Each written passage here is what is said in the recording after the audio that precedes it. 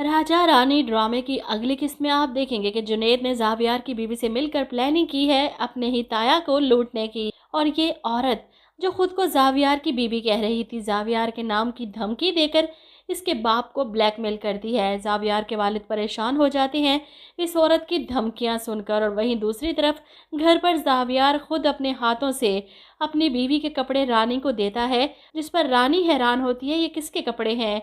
और जावियार को अंदाज़ा ही नहीं, मुझे नहीं पता किसके हैं, तुम पहन लो, चेंज कर लो। अब रानी चेंज करके जावियार के लिए कुछ फ्रूट्स लेकर इसके कमरे की तरफ जा रही थी, जब जुनैद इसे इन कपड़ों में देखकर हैरान होता है, इसका बाजू पकड़ लेता है।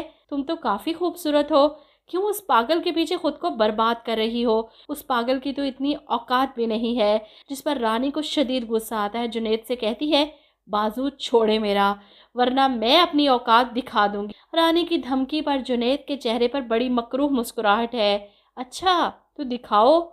और ऐसे में रानी दूसरे हाथ से रख के एक थप्पड़ जुनैद के मुंह पर मारती है कि वो पूरा का पूरा हिल जाता है। और इस थप्पड़ को खाने के बाद जुनैद खामोश तो नहीं रहेगा, ना इतनी आसानी से चुप बैठेगा। वो रानी पर चिल्लाता है तुम्हारी इतनी हिम्मत। इसका चीखने चिल्लाने की आवाज़ सुनकर जावियार भागा भागा बाहर आता है। जुनैद को रानी के साथ बदतमीजी करते देख रोकने की कोशिश करता है। और तब जुनैद जावियार को सोफे पर धक्का देकर इसे धमकाता है कि बिल्कुल चुप, आवाज़ मत निकालना, अब देखो तुम्हारी रानी के साथ मैं करता क्या हूँ।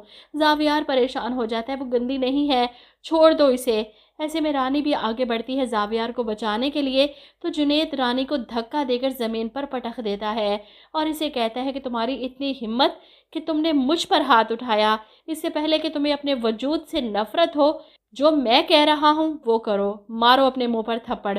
जुनैद की धमकी सुनकर रानी वाकई में डर जाती है, वो अपने मुंह पर थप्पड़ मारती है, जिसे देखकर जुनैद को काफ़ी सुकून मिलता है। वो हंसते हुए कहता है एक और थप्पड़ मारो। रानी फिर से थप्पड़ मारती है खुद को, और ये देखकर जुनैद काफ़ी खुश होता है, मुझे मेरी औकात दिखाने वाला इस दुनिया में पैदा नहीं हुआ। आज के बाद अपने मुंह पर मारे गए ये थप्पड़ याद रखना। अब जावियार तो दूर खड़ा कांप रहा है ये सब देखकर। ऐसे में जुनैद वहां से जाता है और रानी वहीं ज़मीन पर बैठी रो रही थी। जब जावियार फ़ौरन आगे बढ़ता है तो रानी से कहती है प्रॉमिस करो किसी को नहीं बताओगे इस सब का। जावियार हैरान होता है, वाए इसने मारा है तुम्हें? जिस पर रानी कहती है हम बदला लेंगे।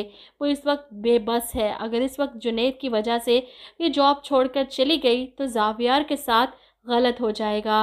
रानी ने इस घर में रहते हुए ये सब तो नोट कर लिया है कि कौन जावियार के साथ मुखलिस है और कौन नहीं।